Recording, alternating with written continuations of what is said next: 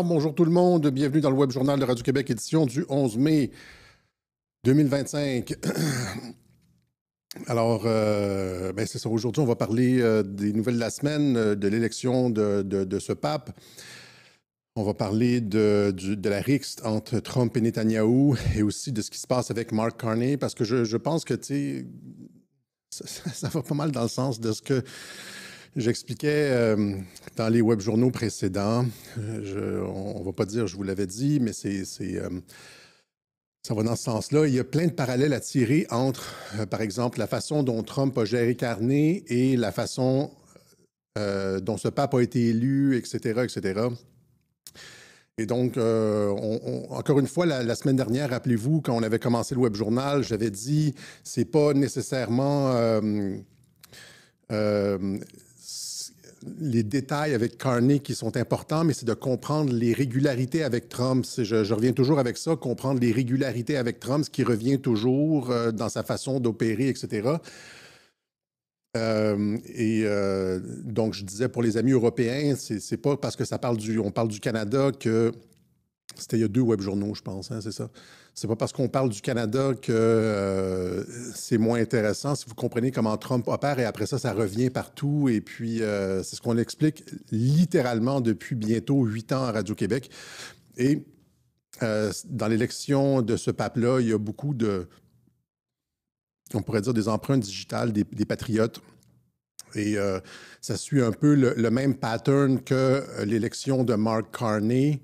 Hein, on aurait pu se dire, les gens disent « Ah, c'est un pape mondialiste, Alexis, tu ne comprends pas, il est comme dans la lignée de François, c'est un digne successeur, etc. » Oui, c'est exactement ce que j'ai expliqué. C'est exactement ce que j'ai expliqué il y a 2 web journaux. C'est-à-dire que Mark Carney, c'est supposé être un mondialiste fini, puis finalement, il va finir pragmatique. Hein. On n'est pas du tout dans le truc comme à la Trudeau, comme ça, en train de détruire les relations Canada-US et le wokisme. On n'est pas du tout là-dedans dans sa réunion à la Maison-Blanche. Il est arrivé, il a dit essentiellement, on a essentiellement les mêmes intérêts que les États-Unis, la sécurité, l'économie, etc. Donc, c'est un pragmatique. Et c'est pour ça que j'ai expliqué, c'est la raison pour laquelle Trump l'a choisi. C'est la raison pour laquelle Trump prend souvent des personnes qui sont apparemment diamétralement opposées à lui comme son choix personnel. Je l'ai expliqué dans le web journal sur Mark Carney. J'ai fait tout un segment sur Robert Mueller, qui est une créature du Marais, son ministre de la Justice, William Barr, qui est une créature du Marais, Marco Rubio et même J.D. Vance, qui étaient des Never Trumpers, etc. J'ai même parlé de Kim Jong-un. J'ai expliqué comment il retourne les personnes, comment les personnes aux antipodes de Donald Trump finissent comme ses alliés. Et encore une fois, c'est le même pattern avec ce pape-là. Il est, selon les apparences, dans la lignée de François et les médias s'en réjouissent. Je voyais à la radio, les commentateurs à la radio, il est dans la lignée de François, des personnes qui en ont rien à foutre du christianisme, là, mais qui se réjouissaient que c'était un pape woke. Et ça ne va pas exactement aller dans ce sens-là. Ça va probablement être quelque chose de beaucoup plus centriste. D'autant plus que ce pape était initialement un pape relativement conservateur jusqu'au début des années 2010, 2012, etc. Avant l'élection de François, en tout cas. Il y avait des positions assez traditionnelles sur le mariage, sur les relations, les trucs LGBTQ, etc. Et puis après ça, il a suivi la hiérarchie.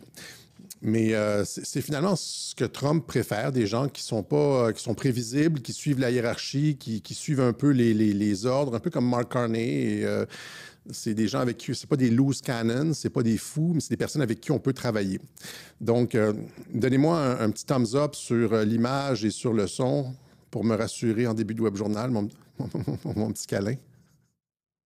Et je voulais dire, c'est ça que rappelez-vous, c'est un des messages de Q, mais oublions Q, je veux juste dire cette partie du film Law Abiding Citizen avec Gérard Butler, le très beau Gérard Butler. Hein? Où est-ce qu'il est? C'est un criminel, mais c'est impossible de l'attraper. Et c'est avec Denzel Washington. Super, merci beaucoup. C'est avec Denzel Washington. Et là, je l'avais déjà montré le clip, mais je l'ai cherché plus tôt dans la journée et puis je ne l'ai jamais retrouvé sur YouTube, le segment exact où il explique aux policiers. Tu sais, il y a comme des crimes qui sont commis un peu partout, des trucs incroyables qui sont commis un peu partout. Puis le policier sait que c'est lui, mais il est en prison.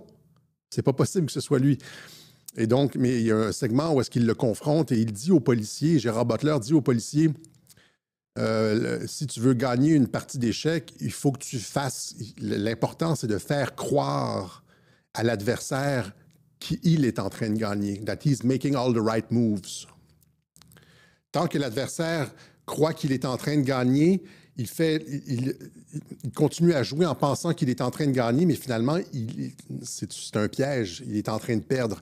Et si vous regardez tout ce qu'on a expliqué sur Trump, Sun Tzu, lors de la guerre, etc., lors des élections avec Kamala Harris, quand il laisse Kamala Harris gagner le débat, alors que ce qu'il veut finalement, c'est de solidifier la candidature de Kamala Harris, qui est une candidature très faible. Il ne veut surtout pas que Kamala Harris soit remplacée par quelqu'un de plus fort. J'ai expliqué tout ça. Mais donc, la stratégie, c'est de faire croire, de toujours avoir un paravent, de faire croire à l'adversaire qu'il a bien joué, mais alors que c'est toi qui contrôle le jeu. Est-ce qu'on s'entend là-dessus? Ceux qui sont nouveaux à Radio-Québec ne s'en rappellent peut-être pas, mais j'ai expliqué ça en long et en large, et depuis des années, que c'est exactement ce que Trump fait. Et là, c'est ce que j'expliquais avec Carney, quand les Canadiens pensaient, avec Harris, c'est ça qui s'est passé, quand ils ont choisi la candidate Harris, quand les Canadiens ont choisi le candidat Carney, ils pensaient avoir fait un bon coup, mais finalement, j'ai tout expliqué. Et c'est exactement la même chose avec ce pape-là, c'est exactement la même chose. C'est exactement la même chose. On va aller dans les détails, on va aller un petit peu dans le Vatican profond, là, hein? On va explorer les liens entre le Vatican et la CIA parce qu'ils sont multiples. Hein. Le Vatican, c'est pas un organe, une organisation totalement autonome. Il y a des liens avec la CIA. Et c'est ça. Donc, l'élection du premier pape américain, c'est un citoyen américain. Il n'a pas passé beaucoup de temps aux États-Unis, mais c'est un citoyen américain dont le frère est un pro-Trump carabiné. Le frère du pape Léon est un Trumpiste MAGA, red, white and blue, là, comme on dit. Et donc, allons-y, pour comprendre comment Trump aurait pu en arriver à être capable de manipuler le Vatican pour avoir le pape qu'il souhaitait. C'est peut-être pas lui nécessairement. Il y avait peut-être genre 2 candidats. Puis il dit, tu sais, quand Vance est allé là, il a dit, tu te retires, François, tu te retires. Et, tu sais, un des 2, celui-là ou celui-là, ça nous conviendrait. Et là, après ça, tu as la machine en arrière, tu as la machine vaticanale qui est capable d'organiser les coups de fil les cardinaux, le jeu dans le conclave, etc. Et finalement, le résultat, parce que s'ils ne le font pas, les patriotes américains vont ressortir tel ou tel dossier, l'implication du pape et du Vatican dans 1, 2, 3, 4, 5, 6, 7 scandales. Et donc, ils n'ont peut-être pas eu le choix que de mettre le pape qui était souhaité par Trump. Mais allons-y en premier, parce qu'il faut juste comme briser cette idée que le Vatican est quelque chose de complètement autonome. Là, le Vatican travaille avec la CIA depuis longtemps. Hein? Vous avez ici un article du Times Magazine, La Sainte Alliance, Ronald Reagan et Jean-Paul II, comment ces deux personnes ont travaillé ensemble de façon très étroite pour faire tomber le communisme. Jean-Paul II qui est issu de Pologne et qui avait des déclarations très, très, très dures contre les communistes.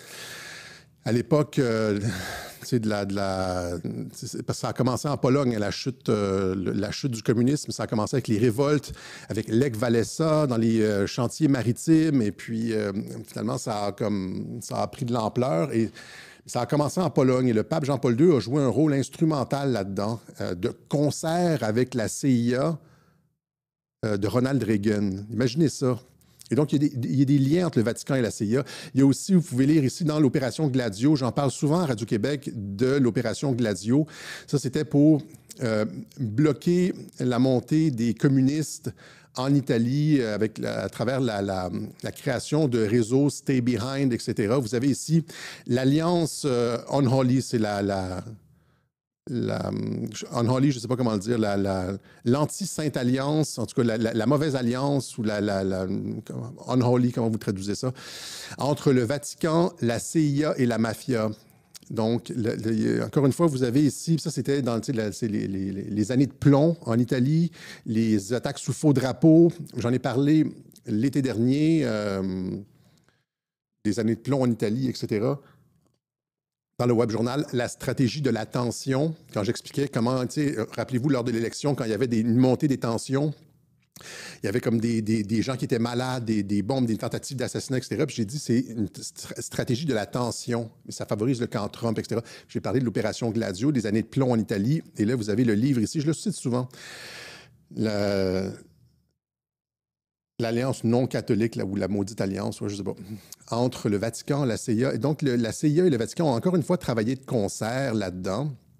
Et plus récemment, lorsque Trump a déclassifié des documents sur l'assassinat de JFK, il y a des petites perles justement sur la collaboration entre le Vatican et la CIA qui sont sorties là-dedans. OK? Notamment, ici, vous l'avez, mais c'est... ici, c'est le New York Times qui en parle.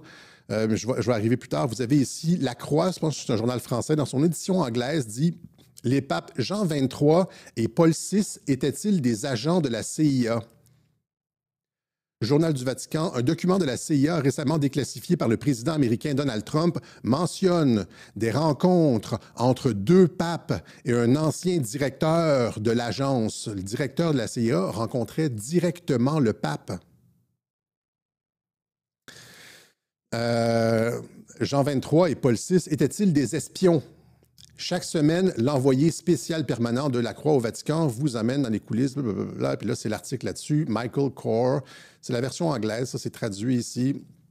Le responsable de la CIA, le directeur de la CIA qui est allé au Vatican rencontrer Jean XXIII et Paul VI, c'était lui ici, John A. McCone. John A. McCone, c'est celui qui a remplacé Allen Dulles. Allen Dulles, qui était le premier directeur de la CIA, qui a été remplacé par Trump après l'échec de l'invasion de la baie des Cochons, le débarquement de la baie des Cochons à Cuba. Ça a été un fiasco complet pour les Kennedy. Et Kennedy a remplacé Allen Dulles, le premier directeur de la CIA, et a mis, lui, John A. McCone, qui est un catholique et qui avait des contacts directs, qui allait rencontrer Jean XXIII, qui est allé rencontrer Paul VI, etc., le directeur de la CIA. Je ne devrais pas m'exciter comme ça, je perds de la crédibilité.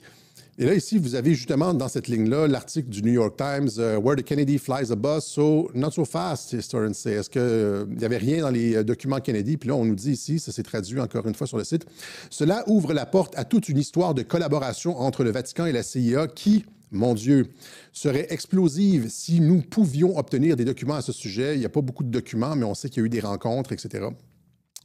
Donc, entre déclaré Peter Kornbach, analyste principal des archives de la sécurité nationale, etc., de l'Université George Washington. Vous voyez ces liens, ça c'est Paul VI et Jean XXIII. Vous voyez donc des liens étroits entre la CIA et le Vatican. Ce n'est pas une organisation hermétique, le Vatican. Jean-Paul II a travaillé avec la CIA, avec Ronald Reagan. Ils ont travaillé aussi avec... dans l'opération Gladio, ça c'est dans les années 80, donc ça c'est Jean-Paul II, encore une fois, je pense les années 80, Jean XXIII, Paul VI, des agents potentiellement de connivence avec John McCone, etc. Et là, arrive J.D. Vance, le catholique, comme John A. McCone, le catholique, qui va au Vatican et qui rencontre le pape. Et 24 heures après, on a un changement de pape. Hein? Pilule rouge pour tous les croyants, oui. Ben, ça ne veut pas dire qu'ils sont contrôlés à 100%. Probablement pas.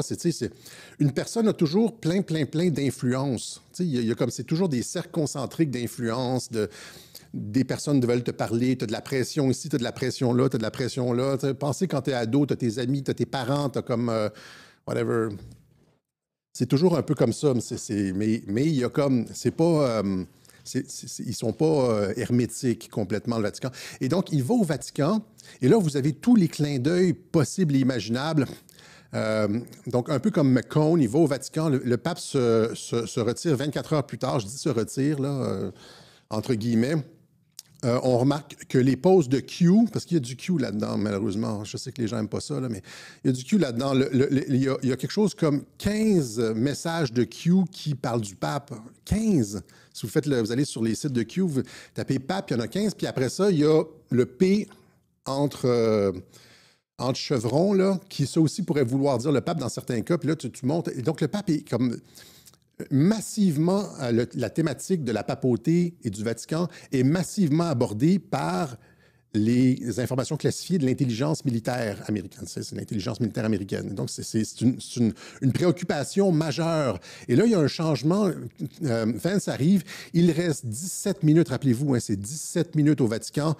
C'est pas juste Radio-Québec qui l'a remarqué, c'est tout le monde ici. Vous tapez J.D. Vance, 17 minutes au Vatican, c'est Associated Press, c'est The Guardian, PBS, CTV News, Rolling Stones Magazine, Politico, etc. Tous remarquent qu'il est resté 17 minutes. C'est particulier, hein? Ça fait référence. C'est quand en tout cas. Et donc, il décède 24 heures plus tard. Et là, donc, il décède. Et là, 17 jours plus tard, on a l'élection d'un pape. On a l'élection d'un pape. Si vous calculez sur votre calendrier, il est décédé le 21 et jusqu'au 8, ça fait exactement 17 jours. Ça fait 17 jours. Et il a été élu à 18h08, ce qui fait encore une fois, c'est un autre 17. 18h08, ça arrive souvent dans les pauses de Q. Ça s'appelle un timestamp. Okay? Donc, tu calcules les chiffres, ça te donne exactement ce que tu... soit tu vas regarder le numéro du message de Q comme 2146 ou ça te donne une indication ici, c'est 18h08, 18h08, 18h08, ça fait exactement 17. C'est encore une fois, ce genre de truc-là, ce genre de message-là est une thématique récurrente dans les messages de Q. Tout le monde a compris. Je dis 17, Q, on peut laisser faire Q, hein, mais juste le 17, ça veut dire que c'est les patriotes qui sont en contrôle. Q a arrêté de poster, c'est plus nécessairement intéressant, mais le 17 revient, Donald Trump le retweet, et c'est utilisé massivement maintenant dans la communauté des gens qui savent. Okay? Donc, en plus de ça, on a... Trump qui se retweet lui-même en pape et l'élection du premier pape américain. Et si vous tapez sur, par exemple, Google, etc., pape américain, vous allez voir qu'auparavant, il y avait des réticences historiques à l'élection d'un pape américain. Et la principale réticence, c'était justement qu'il allait être contrôlable par la CIA, etc. C'était pour... ça allait donner trop d'influence aux États-Unis. C'est pour ça qu'on disait que il valait... C'est la raison pour laquelle aucun pape, aucun cardinal américain n'était jamais élu pape, c'est parce que ça allait donner trop d'influence aux États-Unis. OK? Et là, vous avez l'élection d'un pape américain qui arrive 17 jours, à l'heure précise, 17 jours après la mort du précédent, qui est mort moins de 24 heures, qui a été retiré moins de 24 heures après la rencontre de J.D. Vance, etc. Et donc, pour ceux, encore une fois, là, vous dites « Ah, c'est encore une fois Cossette, etc. » Mais la plupart des gens qui disent ça ont lu le Code da Vinci, puis ont vu tous les signes, ça se passe au Vatican, puis c'est le même genre de truc. Hein? Puis je rappellerai, encore une fois, je le rappelle rarement, mais ma formation, elle est exactement, c'est la même que Dan Brown, que je veux dire, comment il s'appelle, là? Robert Langdon dans le Code da Vinci. J'ai exactement... C'est la seule personne sur Terre qui me ressemble en termes d'éducation. Là, ben, c'est un sémiologue religieux. J'ai fait un doctorat en sciences des religions. J'ai fait un deuxième doctorat. J'ai presque terminé un deuxième doctorat en sémiologie. Donc, je faisais de la sémiologie religieuse. Je suis capable d'en faire. C'est exactement ce qu'on trouve dans le Code da Vinci de Dan Brown. J'ai fait aussi une maîtrise en sciences politiques, mais c'est pas... Et donc... C'est le petit moment bizarre, mais voilà. Et donc, des gens qui ont c'est-à-dire, tout ça, c'est des clins d'œil. Puis il faut être capable de voir les signes. C'est ça que je veux dire. J'ai fait de la sémiologie. Il faut être capable de voir les signes. Si c'est juste une fois, ça peut être un hasard. Mais après, quand il y a comme un truc récurrent, ça devient une intention. Ça devient clairement une intention. Et quand vous voyez beaucoup de 17 comme ça qui apparaissent, c'est comme quand tu es dans une situation sociale, tu sors avec un ami, et puis là, ton ami, il y a la belle fille qui arrive, ou là, vous êtes avec deux filles, là, deux chums de filles, puis il y a un beau gars qui arrive, et puis là, ton ami te regarde, c'est elle qui... Elle a un croche sur cette personne-là, puis là, elle te fait des clins d'œil. T'as pas quelque chose à faire, toi? T'as pas quelque chose... Et puis toi, tu comprends pas. Il y a des personnes comme ça qui voient, il y a comme plein de signes, puis ils veulent pas voir. C'est comme quand ton ami te fait des clins d'œil, puis dit, t'as pas quelque chose à faire, puis toi, tu comprends pas. Tu te dis, ah tiens, il a mal dormi hier soir, il a comme un problème au nerf optique, et puis bon, tous les signes sont là pour montrer comme un peu comme la main des patriotes derrière ça. Donc, hein, et vous avez ici, donc finalement, on sait que le frère du pape Léon, son frère aîné, est un super supporter de Donald Trump, hein, qui a tweeté beaucoup en faveur de Donald Trump, etc. etc.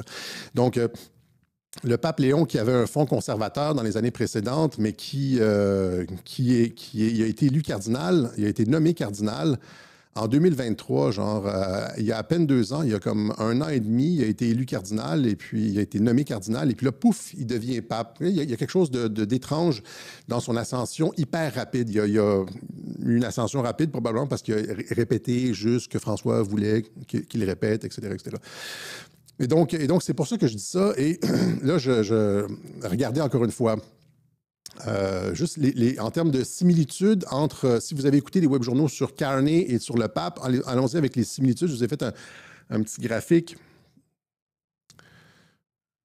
Donc, vous avez ici, vous voyez, ça commence par une rencontre.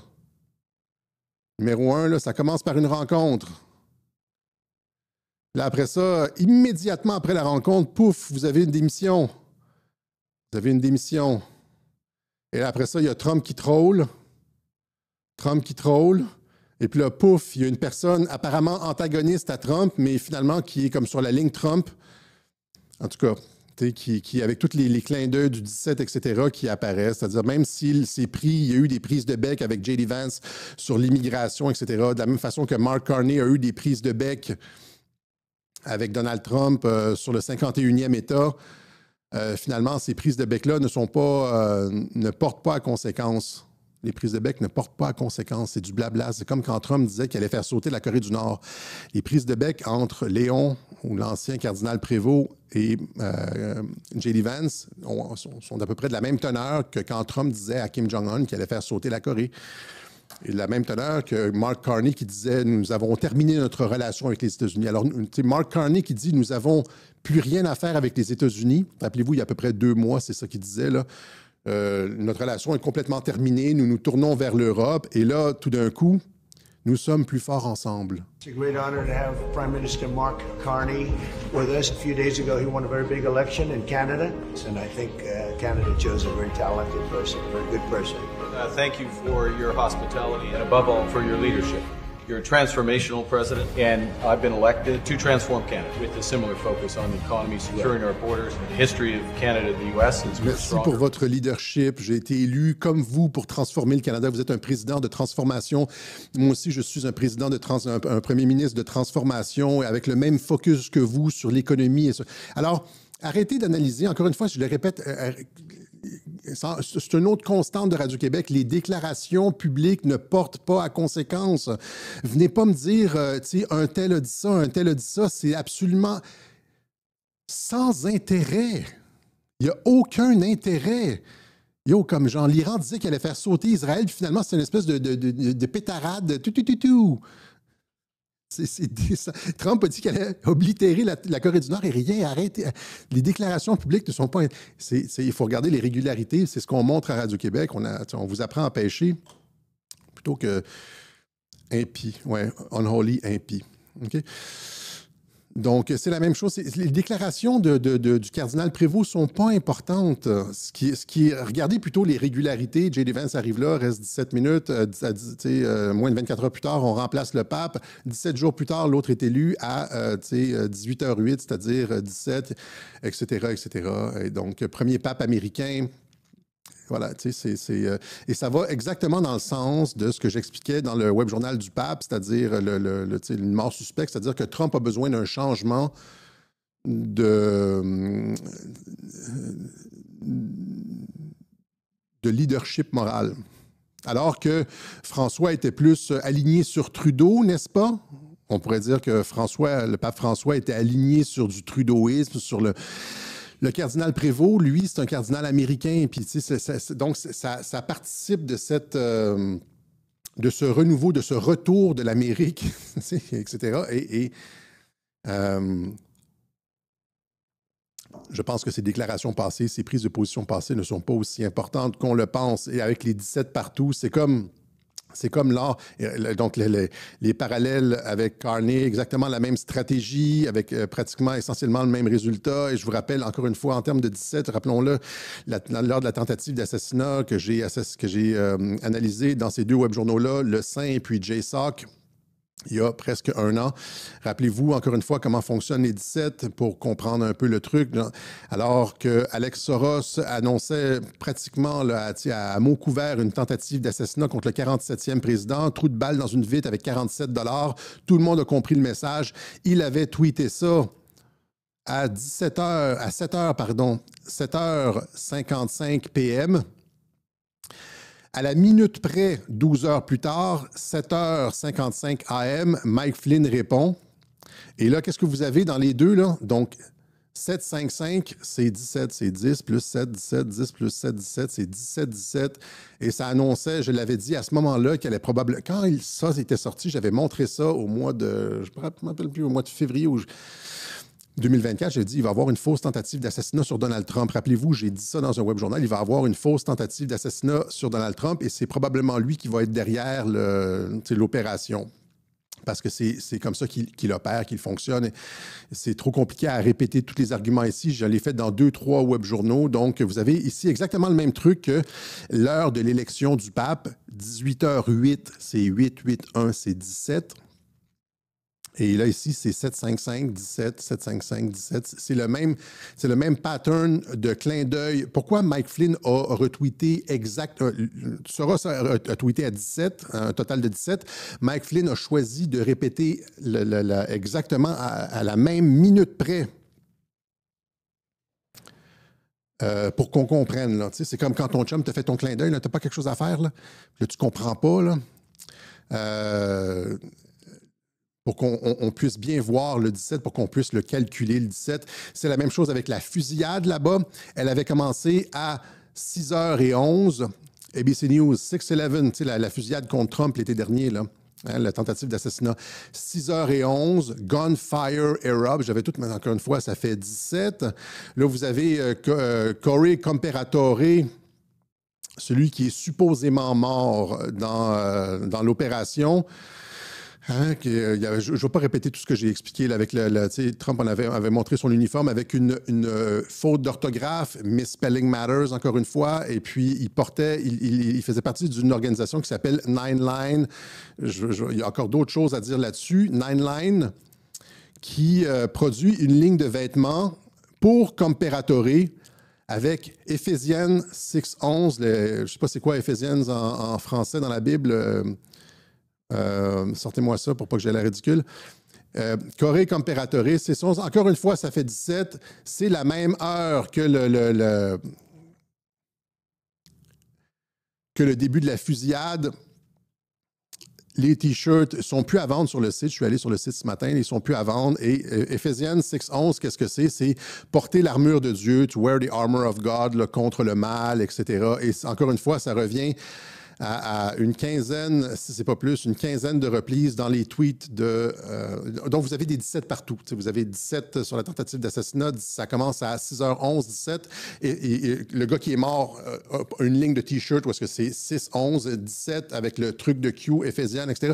Donc, ça, c'est des clins d'œil. Vous voyez, il y en a beaucoup plus sur la tentative d'assassinat. Je ne reviendrai pas ici là-dessus. J'ai fait 2 web journaux. J'ai fait 3 heures, potentiellement 4 heures au complet à analyser tous les détails sur toutes les coutures de la tentative d'assassinat.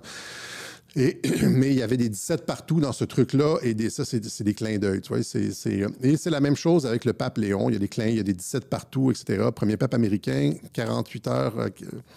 J.D. Vance est resté 17 minutes là-bas. Après le décès du pape, 24 heures plus tard, première élection du pape. Voilà. OK? Oui, Vigano ne pouvait pas être un pape puisqu'il a été excommunié par François, je pense. Il me semble qu'il a été excommunié. Donc, c'était pas un candidat. Voilà. Donc, j'espère que l'archevêque Vigano écoute Radio-Québec. Il va comprendre qu'est-ce qui se passe. Lui qui est si...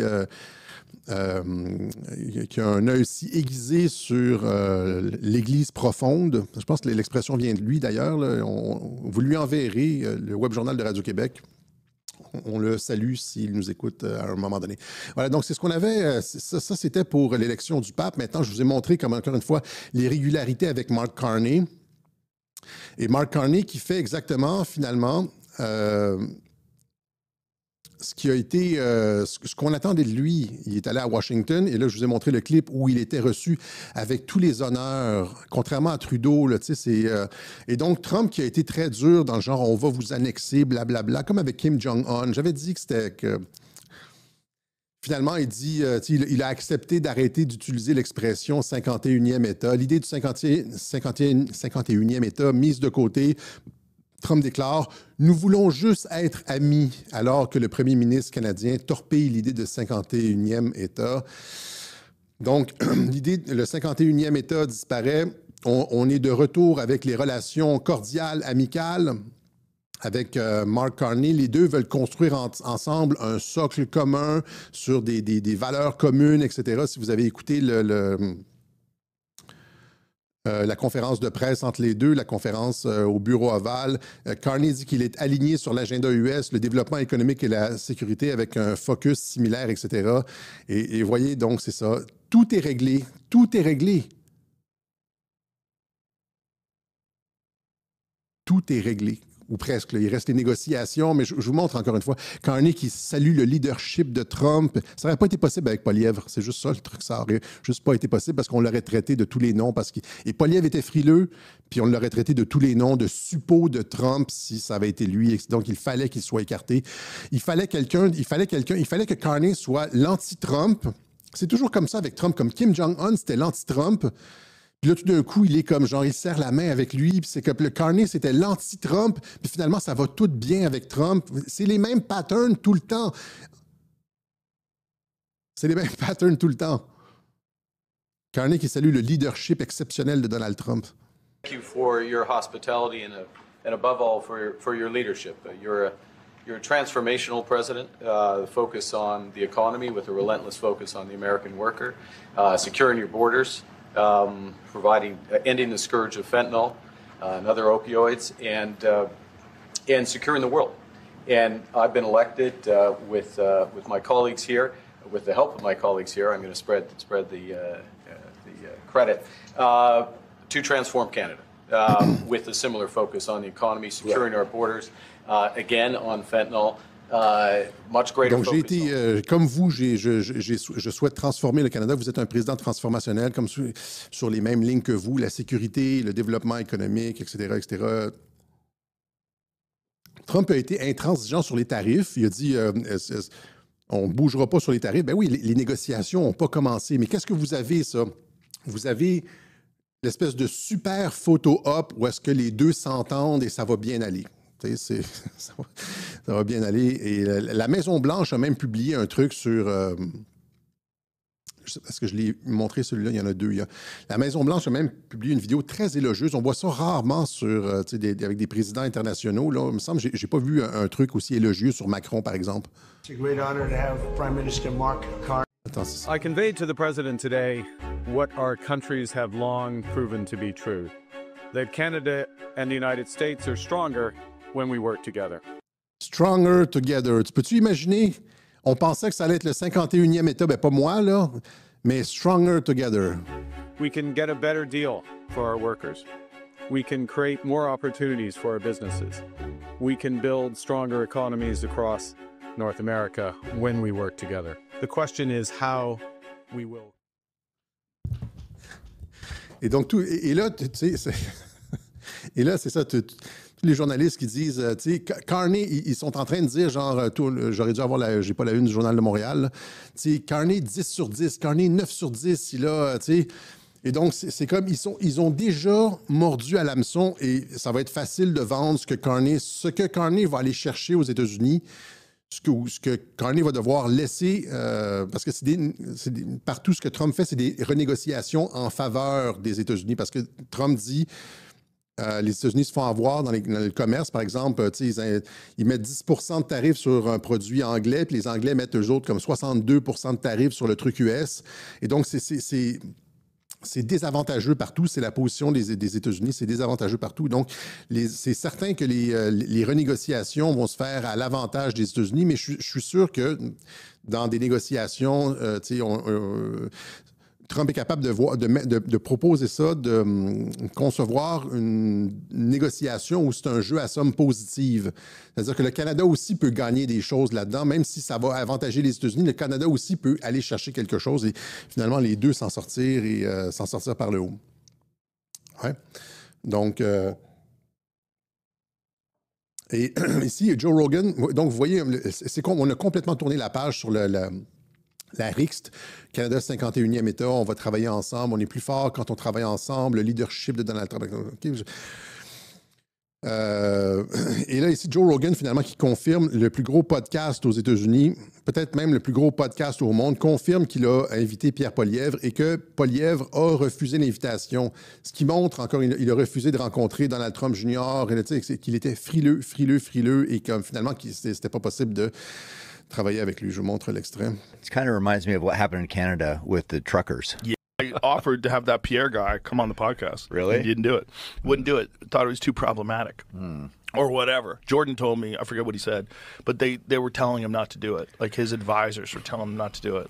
Moi, ce que je dirais à Pierre Poilievre, c'est change tes conseillers. C'est les conseillers qui lui ont dit de ne pas le faire et trop problématique, etc. Si tu te fais voir aux États-Unis, tu vas dans un podcast aux États-Unis, c'est problématique pour ton image. Et puis là, après ça, tu es censé avoir une bonne relation avec Trump. Comment tu peux avoir une bonne relation avec Trump alors que tu es frileux comme ça? C'est pas possible. Et donc, ça, c'est quelque chose que Poilievre va devoir revoir, sa stratégie vis-à-vis des États-Unis. OK?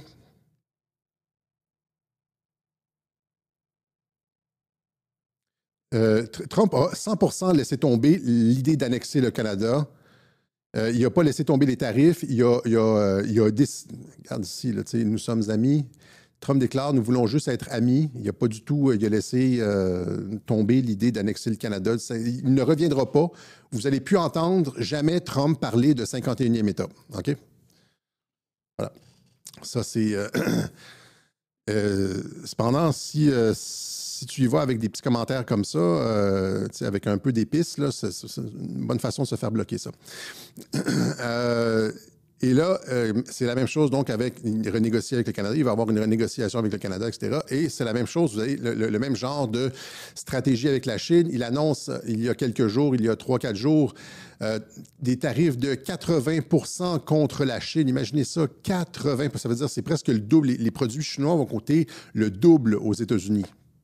Tarif de 80%, c'est que les produits chinois vont coûter le double aux États-Unis. Et là, qu'est-ce qui se passe? L'activité industrielle chinoise chute fortement en raison des tarifs douaniers imposés par Trump. Tout va au ralenti, les commandes diminuent, etc., etc. Mais c'est finalement exactement comme cette histoire de 51e État, c'est-à-dire que c'est... quand tu négocies, encore une fois, quand tu négocies avec, tu veux vendre ta maison, ta première offre, c'est toujours, mettons, tu veux vendre ta maison 350 000, mais ta première offre, c'est 400 000, hein? C'est ça, tu as toujours une plus grosse, c'est ça qui a fait, je l'ai expliqué 1000 fois, il y a des gens qui ne semblent pas comprendre, là. Tu fais une grosse offre au début, ça c'était Canada 51e, il n'a jamais voulu ça, il voulait juste renégocier, c'est ça qui est en train de se passer. Et là, il dit 80% de tarifs avec la Chine, là, la Chine panique et là veut absolument signer avec Trump.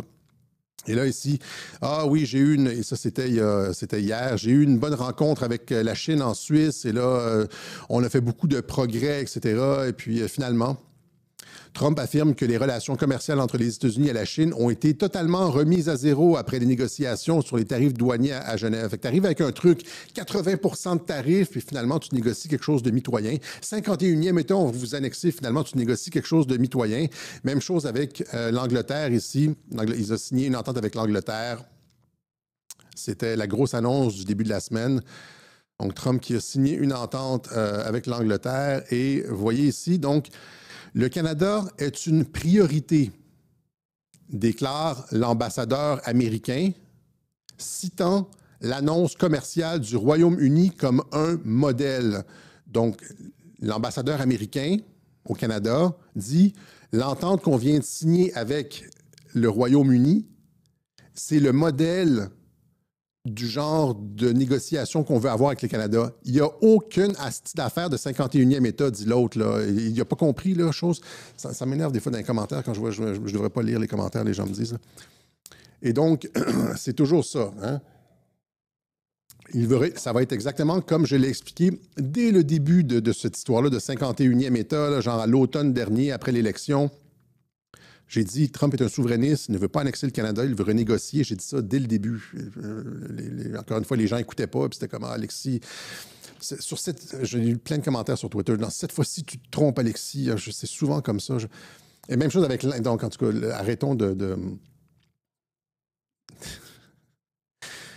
Tu sais, les gens me disent des fois, là, tu sais, sois pas trop arrogant, etc. C'est parce que quand vous passez genre, tu sais, 12, 13, 14, 15 heures sur les réseaux sociaux à argumenter avec les gens, à lire des commentaires sur Facebook, Twitter, etc., etc.,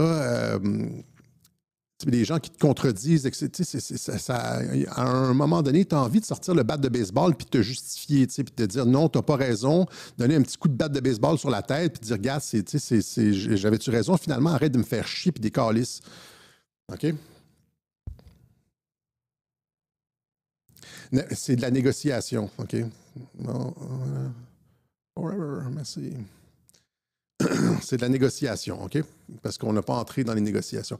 Voilà, donc, même chose, l'Inde propose de réduire de 2/3 l'écart tarifaire pour conclure un accord commercial avec les États-Unis. Donc, c'est en train de se régler un petit peu partout, là. Et là, quand vous avez un prix... Là, je voulais juste j'ai un propos supplémentaire là-dessus. C'est-à-dire que souvent, les gens se disent les gens critiquent, certaines des personnes sur Internet critiquent la base de Trump en disant Trump a dit qu'il pourrait sortir sur Fifth Avenue, tirer quelqu'un et ça ne dérangerait pas sa base. C'était évidemment une image, là. C'était pas exactement ce qu'il voulait. Des fois, je parle comme ça, moi aussi. J'utilise des mots très imagés. C'est parce que les Américains savent... ont le sentiment, rappelez-vous la vidéo que je vous ai montrée sur la réindustrialisation qui a fait pleurer tout le monde, là. Les Américains savent que Trump veut ramener les jobs aux États-Unis, que Trump ne les a pas vendus. Les Américains savent que Trump dénonce les ententes désavantageuses pour les États-Unis et est prêt à déchirer n'importe quoi qui ne favorise pas le peuple américain. C'est pour ça que les Américains ont incroyablement confiance en Donald Trump, pratiquement une foi aveugle. Disent les critiques des fois, parce que ce gars-là aime les États-Unis, veut ramener l'emploi, veut que les États-Unis prospèrent, et ça paraît, ça transpire ça. Il prend toute la merde, il va se faire critiquer sur la bourse a chuté, la guerre commerciale est désastreuse pour les États-Unis, etc., parce qu'il veut renégocier toutes les ententes en faveur de son peuple. En faveur de qui? En faveur du travailleur américain, de la réindustrialisation. Les gens le voient, ça. Et ça, à partir du moment où est-ce que les gens voient ça, tu ne peux plus leur enlever.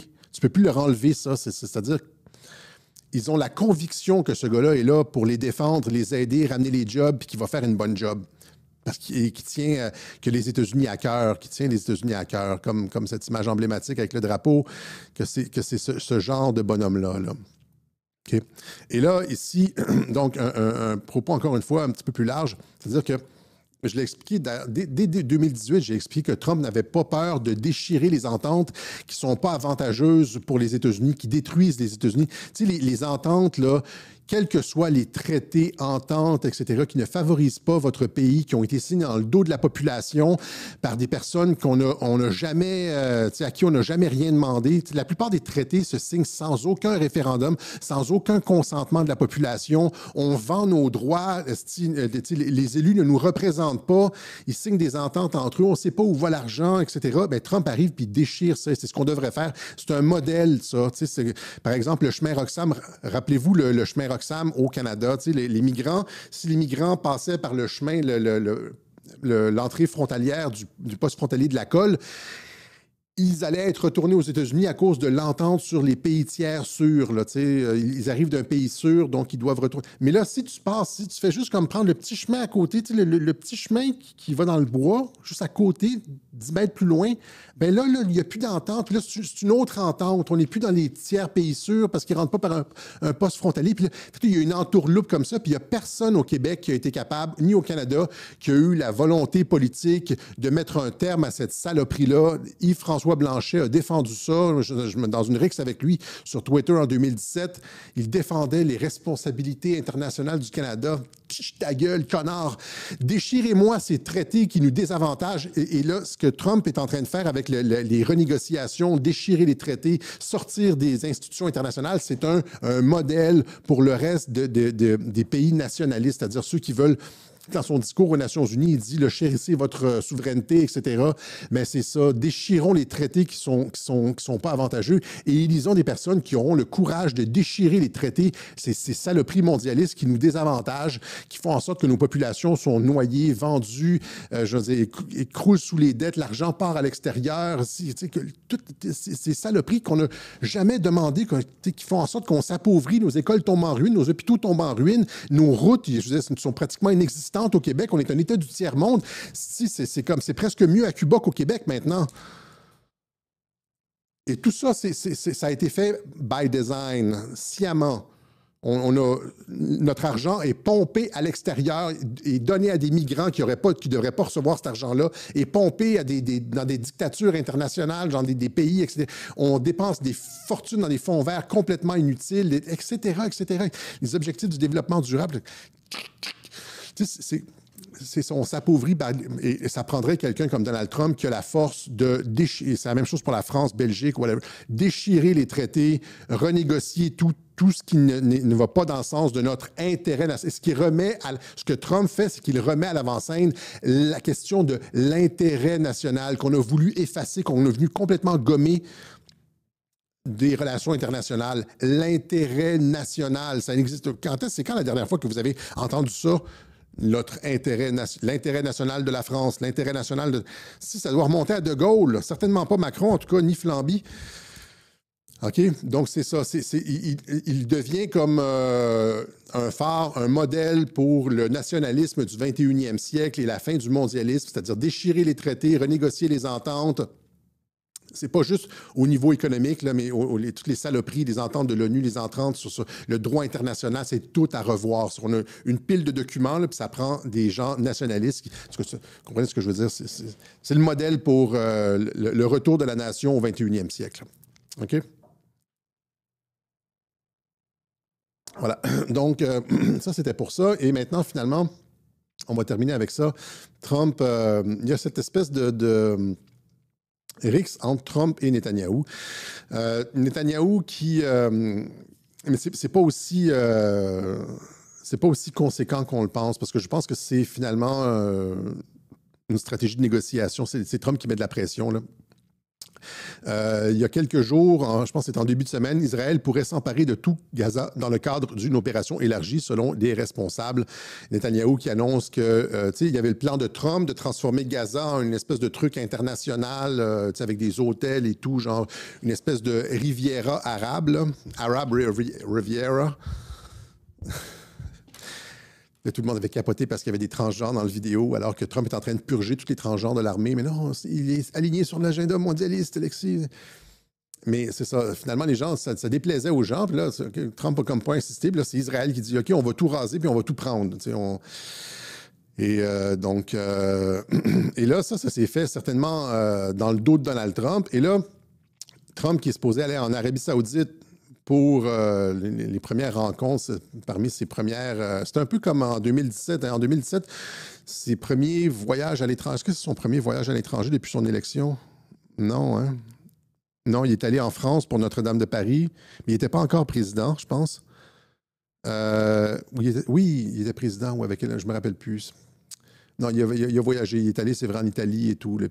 Mais en 2017, il est allé en Arabie Saoudite en premier. Et là, c'est la même chose encore. Très rapidement, il va dans la région pour discuter de paix, etc., et d'entente, en tout cas, notamment en Arabie Saoudite. Et là, Là, il annonce, je pense qu'il y a une rumeur qui circule. Des diplomates du Golfe, des sources diplomatiques dans les pays du Golfe débattent si Trump va annoncer la reconnaissance d'un État palestinien. Et puis là, ici, c'est ailleurs aussi. Will Trump, ça c'est Jerusalem Post, Will Trump recognize a Palestinian state? Est-ce que Trump va reconnaître un État palestinien? Il y a des sources anonymes qui ont annoncé que Trump allait peut-être reconnaître un État palestinien. Et là, on voyait ça comme en réponse à la fronde de Netanyahou, qui a décidé de prendre tout Gaza. Tu sais, vraiment, c'est vraiment comme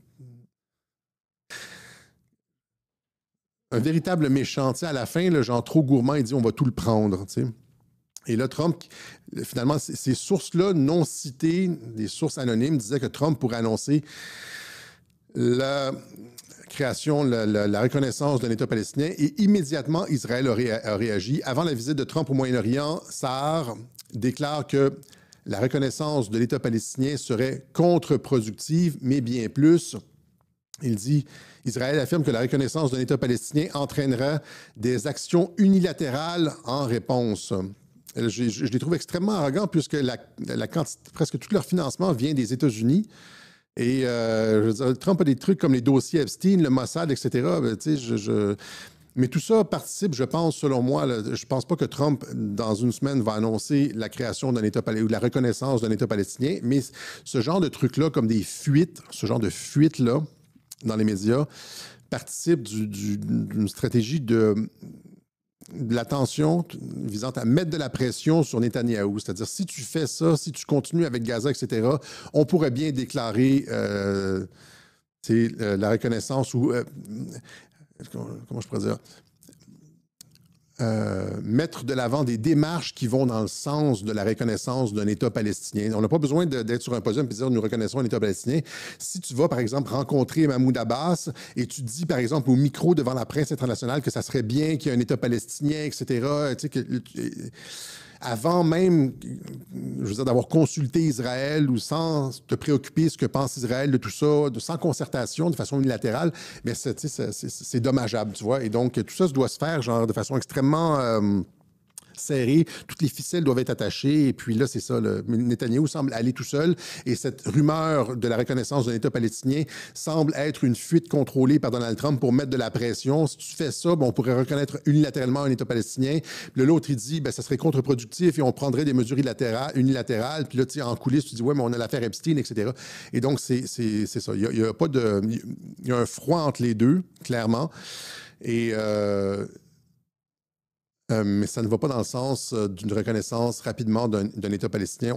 Il y a aussi l'ambassadeur Mike Huckabee qui affirme que l'ambassadeur de Trump en Israël, l'ambassadeur américain à Israël, Huckabee, qui dit que le rapport selon lequel Trump reconnaîtrait l'État palestinien est une absurdité.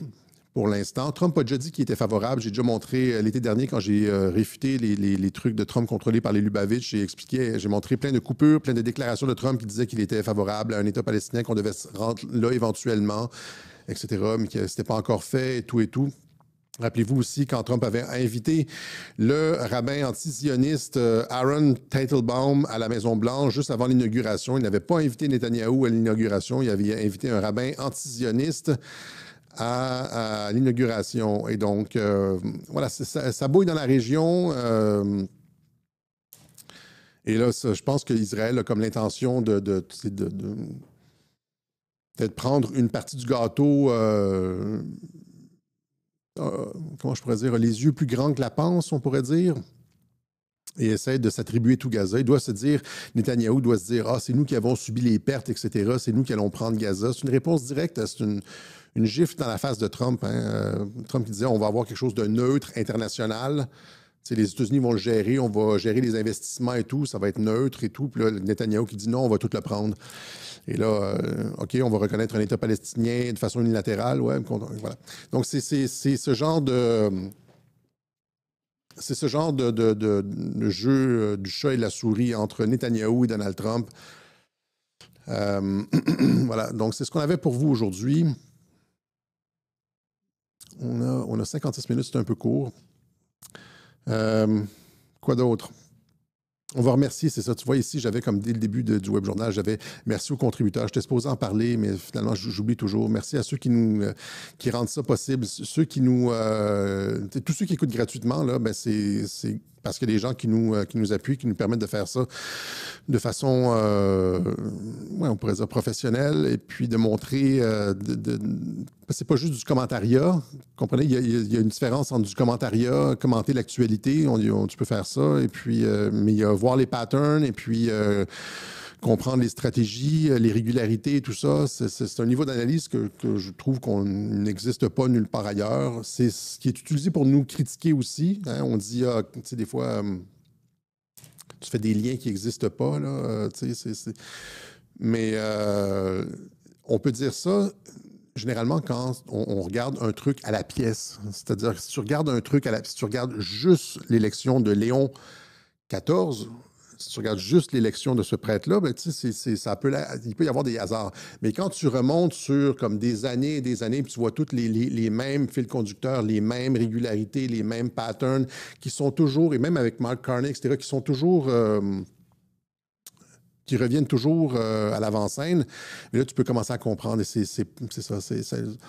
Ceux qui nous appuient nous permettent d'avoir cette vision longitudinale qui nous permet, c'est d'avoir de la profondeur dans l'analyse qui n'existe pas ailleurs. Elle n'existe pas ailleurs. On fait ça depuis longtemps. On a une spécialité là-dedans à Radio-Québec. J'ai étudié en études stratégiques, guerre de l'information, puis plus sémiologie religieuse, etc.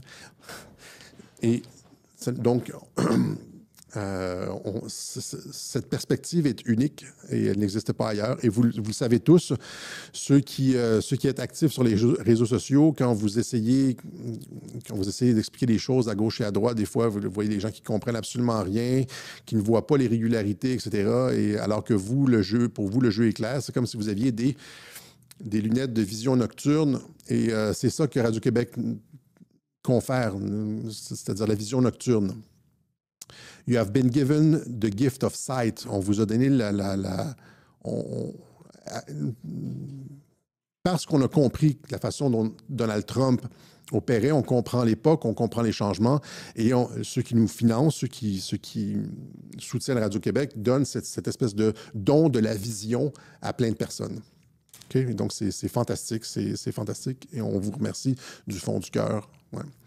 Voilà, donc, maintenant, si vous voulez contribuer, chacun son tour, hein, des fois, pas toujours les mêmes. On voit beaucoup de noms qui reviennent.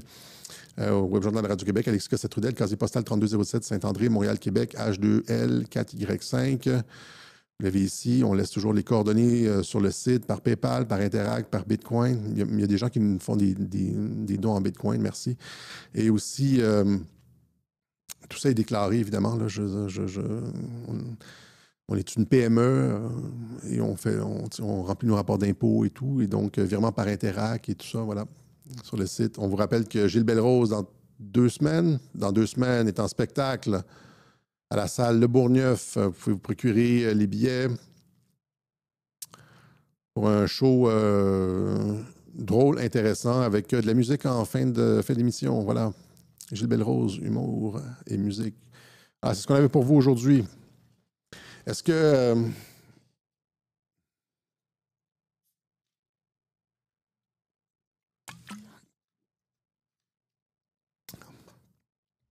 que c'était correct? Est-ce que c'était clair pour le pape? C'est toujours... J'ai besoin de me justifier des fois parce qu'il y a comme des gens qui viennent sur ma timeline puis qui me disent le genre, tu sais, c'est ça, qui n'ont aucun argument particulier puis qui disent que j'ai pas raison, que je vois des choses, etc. Alors qu'on passe la quantité d'heures qu'on a passé à expliquer les patterns est littéralement sidérante. C'est de niveau encyclopédique. On a une qualité d'analyse sur Trump avec la quantité de trucs qu'on a analysés, des trucs qui reviennent, les régularités, le code Trump et les mêmes façons d'opérer dans toutes les situations. On a comme un propos de qualité encyclopédique à Radio-Québec. OK? Voilà. Et ça, c'est grâce à ceux qui nous appuient. Alors, je pense que c'était ça. Merci beaucoup. Donc, mort de Gis. qui était anti-vax, qui était... mais j'avais quelque chose à... Je ne sais pas si j'avais quelque chose à dire là-dessus. Elle était... c'est parce que j'aurais fallu que j'aie une coupure de journal. J'ai lu la coupure de journal quelque part ici. Il y a une... parce qu'il faudrait tout que je l'explique. Il faudrait que j'explique sa personnalité. Je ne la connaissais pas vraiment, mais elle était... non. Non, je ne l'ai pas. Il faudrait que je l'explique. Mais... elle était rapidement comme ça pour... Elle était sortie du domaine médecin. Je pense que c'est une ancienne médecin qui a finalement laissé complètement la médecine puis qui est allée plus vers les approches holistiques. Elle était... elle recommandait de... non, parce que je peux même pas... Je veux pas inventer des choses sur elle. Je suis pas assez renseigné. Mais je l'ai vu qu'elle s'était fait attaquer comme étant anti-vax par les médias, en disant notamment qu'elle avait recommandé à Bernard Lachance d'arrêter ses médicaments, etc. Je pense que ce n'est pas vrai. J'ai vu des gens qui disaient que c'était pas vrai. Et finalement, elle se fait attaquer exactement comme RFK Junior. Comme RFK Junior, c'est-à-dire que dès que tu dis que les vaccins ne sont pas la seule panacée en santé, tu te fais automatiquement attaquer. Ce qui est dommage, c'est que, tu vois, les gens qui l'appuient sous elle, les gens qui... ont tendance à critiquer RFK alors qu'on voit bien comment opèrent les médias. Genre, dès que tu mets un pied de travers sur les vaccins, tu te fais détruire. Et RFK, lui, doit rester en place parce qu'il y a comme une quantité industrielle de changements à apporter. Et donc, quand tu as la presse mondiale, la totalité des compagnies pharmaceutiques du monde entier, des lobbyistes à Washington comme des requins, tu nages dans un bassin de requins sans cage protectrice. Et tu dois faire très attention à ce que tu dis. À chaque fois que tu essaies même de dire, genre, il y a peut-être d'autres choses qu'un vaccin que vous pourriez prendre, là tu te fais attaquer comme tu causes des morts, etc., etc. Mais les gens qui ont vu comment les médias ont attaqué Guis, je pense que elle était non-binaire, là, whatever, et critiquent eux autres RFK Junior en disant il est vendu, etc. Et donc, je trouve ça comme extrêmement bizarre. En tout cas, je m'égare, là. Encore une fois, Brigitte Noël, voilà. OK. Je pense que c'est ce qu'on avait pour vous aujourd'hui. Avant que je dise des niaiseries, des fois, quand je suis en fin de web journal comme ça, je peux dire des conneries. J'ai souvent, des fois, je suis comme en train de préparer le web journal dans les journées auparavant. J'ai des sujets, etc. Puis j'ai comme plein de blagues super drôles qui me viennent dans la tête. Puis je dis, il faut que je me rappelle durant le web, il faut que je m'en rappelle. Puis finalement, je l'oublie. Le truc du clin d'œil, ça, c'est un truc que je me suis dit, ouais, c'est comme quand tu vois les signes, puis je les appelle finalement, je les appelle nous autres, on est les conspirationnistes, et puis eux, c'est les co-incidentalistes. Ceux qui ne voient pas les signes, là. Tu sais, il y a les mulots de l'info, puis il y a les co-incidentalistes, c'est-à-dire eux autres, ils ne comprennent pas, ils ne voient pas de signes. Quand il y a des... ils ne voient pas les régularités. Tout est comme chaque fois que Trump deal avec une nouvelle personne, il n'y a pas des art of the deal derrière ça. Ce n'est pas les mêmes principes, les mêmes patterns qu'il applique avec Carney, avec Kim Jong-un, etc. C'est toujours du nouveau à chaque fois. Il n'y a pas de pattern, c'est des coïncidentialistes. Okay? Ceux qui ne voient pas les patterns, ceux qui ne voient pas les clins d'œil, c'est des coïncidentialistes. C'est peut-être pas nécessairement des mulots de l'info, ils ont peut-être une vision comme assez large, un propos à argumenter sur la politique US, etc., mais ils ne voient pas les régularités dans l'action de Trump, ni les clins d'œil, donc c'est des coïncidentialistes. On nommera pas de nom. OK. Salut tout le monde, on se donne rendez-vous peut-être cette semaine. Je ne sais pas si j'allais peut-être faire un truc sur Éric Duhem, parce que les gens me demandent pourquoi tu es si dur avec lui, etc. Je voulais rappeler exactement ce qui s'était passé en 2022 et la raison pour laquelle je n'ai aucune confiance en lui. Peut-être faire un petit truc de 15 minutes pour rappeler, mais encore une fois, c'est pas très plaisant. Je vais peut-être devoir le faire cette semaine ou la semaine d'après. Sinon, dimanche prochain pour une autre édition du Web Journal de Radio-Québec. Allez, merci encore une fois pour les appuis, tout le monde. Salut.